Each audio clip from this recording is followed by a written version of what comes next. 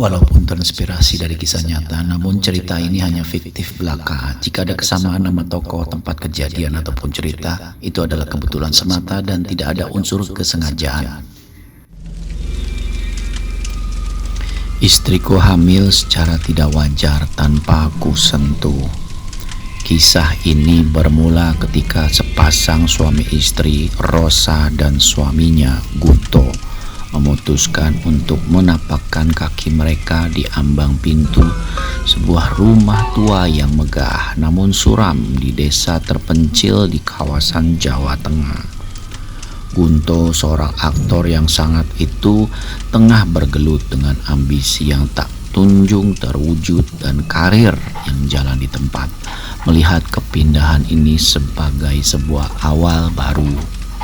Namun keindahan arsitektur gotik gedung tersebut menyimpan selubung rahasia yang jauh lebih pekat daripada sekedar debu di sudut ruangan.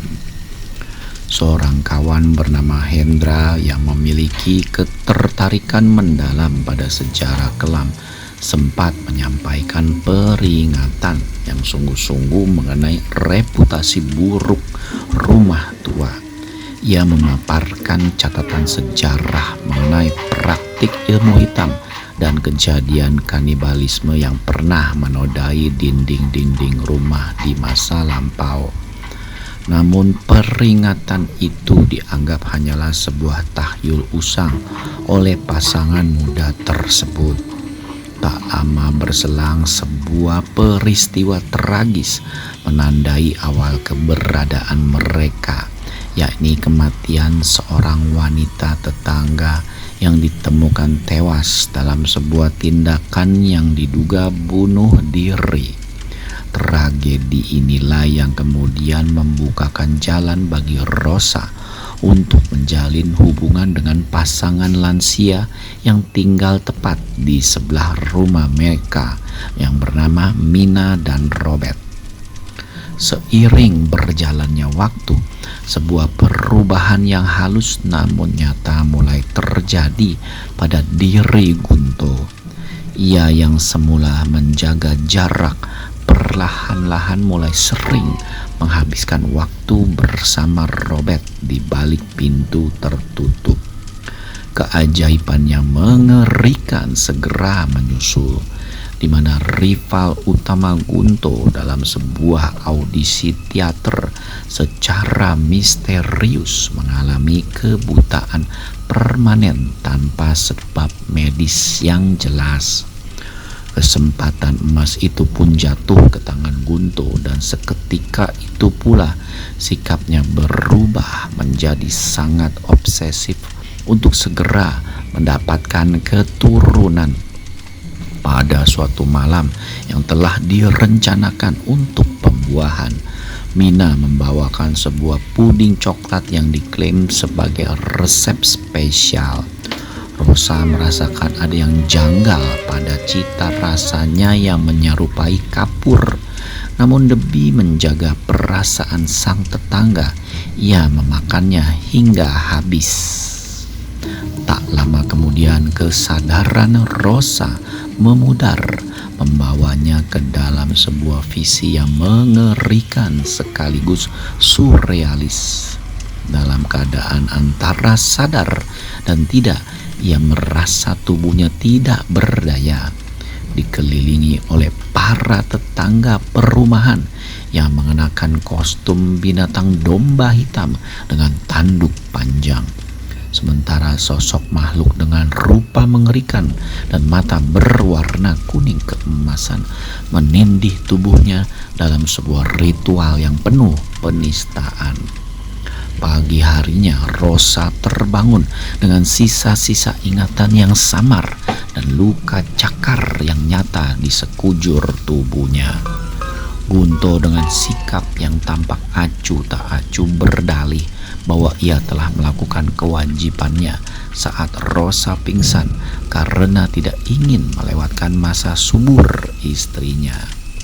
Sejak saat itu janin tersebut mulai tumbuh, namun bukan sebagai berkah, melainkan sebagai sumber penderitaan. Atas desakan kuat dari para tetangganya, Rosa terpaksa meninggalkan dokter kepercayaannya dan beralih ke bawah dokter lain. Selama trimester pertama, Rosa menjadi bayang-bayang dari dirinya yang dulu. Rasa sakit yang tajam dan menusuk di perutnya seolah-olah menjadi teman setiap saat. Berat badannya merosot tajam, menyisakan wajah yang pucat pasi dengan mata yang cekung. Ia mulai menunjukkan perilaku aneh seperti dorongan untuk mengkonsumsi daging mentah dan hati ayam dengan penuh nafsu. Meskipun ia mengeluhkan rasa sakit tersebut, dokter dan Bunto terus bersikeras bahwa segala penderitaan itu adalah hal yang wajar. Di saat yang sama, setiap hari Mina tanpa lelah mencekoki Rosa dengan sebuah ramuan berbahan dasar akar tanis yang menyebarkan aroma busuk ke seluruh penjuru ruangan. Kecurigaan mulai berubah menjadi horor yang nyata ketika Hendra yang mencoba menyelidiki lebih jauh jatuh ke dalam koma secara mendadak hingga akhirnya meninggal dunia. Ia meninggalkan sebuah warisan terakhir bagi Rosa, yaitu berupa sebuah buku yang mengungkap jati diri para tetangganya. Melalui buku tersebut, Rosa menyadari bahwa nama Robert adalah sebuah susunan huruf yang menyamarkan identitas asli Sarmino, putra dari seorang praktisi ilmu hitam tersohor. Secara perlahan ia menyadari bahwa seluruh lingkungan tempat dia tinggal, mulai dari tetangga, dokter, hingga suaminya sendiri, adalah bagian dari sebuah sekte pemuja setan yang telah menargetkan dirinya sejak awal. Bahkan Rosa pun sadar kehamilannya terjadi secara tidak wajar karena suaminya sama sekali tidak menyentuhnya, sehingga bisa dikatakan kehamilannya karena sentuhan roh iblis. Namun tentu saja Rosa sadar bukan Roh Kudus yang menyentuh rahimnya. Rosa berusaha melarikan diri dalam keputusasaan yang luar biasa, mencari perlindungan ke sana kemari, namun setiap pintu seolah tertutup baginya. Ia akhirnya dikhianati dan dibawa kembali ke sarang tersebut, di mana ia dibiarkan melahirkan dalam keadaan terbius total. Ketika ia terbangun, sebuah berita palsu disampaikan bahwa bayinya telah tiada. Namun naluri seorang ibu tidak bisa dibohongi oleh kata-kata. Dari balik dinding ia mendengar tangisan seorang bayi yang sangat kuat. Dengan sisa tenaga yang ada, ia menemukan jalan menuju kediaman Robert dan menyaksikan sebuah pemandangan yang tak terbayangkan. Sekte tersebut tengah merayakan kelahiran di depan sebuah keranjang hitam yang dihiasi dengan ornamen menakutkan. Saat ia melihat sosok di dalam keranjang tersebut, sebuah bekikan ngeri tak tertahankan keluar dari mulutnya ketika ia menyaksikan mata sang bayi yang tidak menyerupai mata manusia. Namun Robert dengan penuh kemenangan menegaskan bahwa sang anak memang memiliki mata ayahnya, sang pangeran kegelapan itu sendiri. Di tengah kenyataan bahwa suaminya telah menjual rahimnya demi sebuah karir, Rosa berdiri di persimpangan jalan antara kebencian dan cinta. Dalam sebuah akhir yang melampaui nalar, naluri keibuannya justru memenangkan pertarungan tersebut.